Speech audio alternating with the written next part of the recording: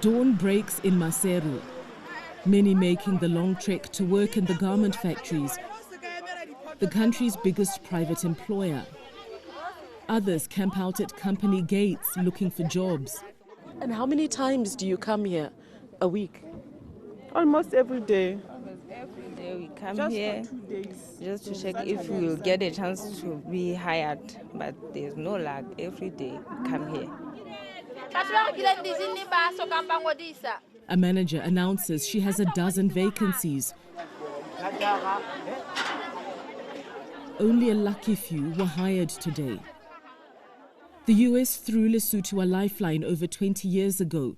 Its zero-tariff policy for exports into the US helped create over 20,000 jobs. But President Trump's threat of stiff tariffs has led to a new crisis. So what would you say to Donald Trump? Yo, that one. Yo, he's giving us problems on top of our problems. In an economy where half of the young people have never worked, the prospects are now even more bleak.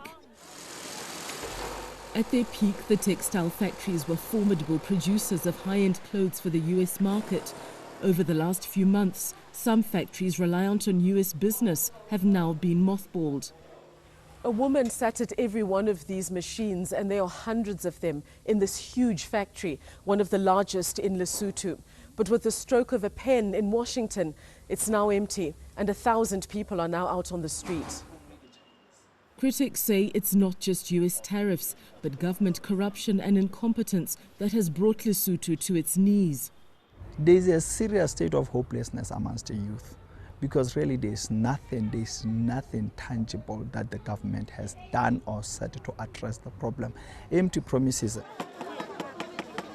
The government admitted to the BBC it had failed in the past, but said it had a rescue plan.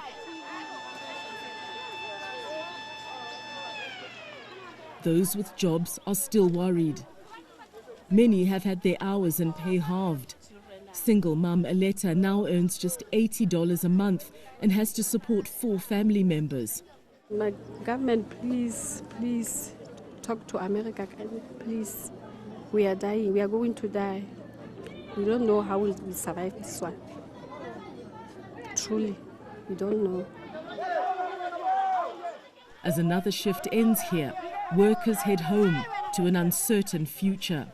Shinga Nyoka, BBC News, Maseru, Lesotho.